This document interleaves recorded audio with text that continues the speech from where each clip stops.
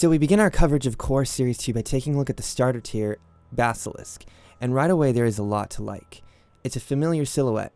However, the color palette and detail at play on this armor's asymmetrical frame really work to set it apart from every other armor we've gotten so far. It is, for now, wholly unique. I have specific praise for the general theming and the use of color on this set.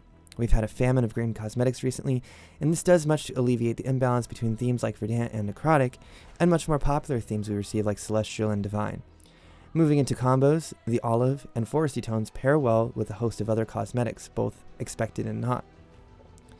If this is the only pack you are planning on getting and are looking for a combo that reinforces the themes at play, I do definitely recommend the Necrotic Gear.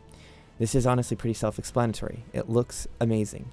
There's also room here to throw in the Metamorph hat or various pieces of Verdant or Viper gear. It all fits nicely. However, recently, I myself have been experimenting with contrasted and more complementary color palettes when it comes to combos, since I want to show some flashy things that aren't just more noise. If you want to mix this setup, the next theme I'd mix in is Havenwood. Autumn leaves and orange highlights pop like aspens and fall when put up against the green armor. Still, you could take it a bit farther, and instead incorporate Divine MTX to create a regal theme reminiscent of Azaro in the Labyrinth. If that still feels too safe and grounded, take it even farther by throwing traditional color theory completely out the window and incorporating something like a dark purple highlight, bringing out the chaos theming of the set and really creating something that catches and holds your attention. Now, I'm not going to say too much about the weapon effect, as that does have its own base type video, but I think the new gradient effect weapons that fade along the length of the blade are a great addition to the game. We've gotten several now, and generally, I have high praise for these new weapon effects. Apparitions are once again a staple of the core packs. I am indifferent to these in most cases. This one, however, is probably one of the best we've received. It's simple, it's nice, and it fits well with the armor. I only wish they had a practical effect instead of simply being swag in town.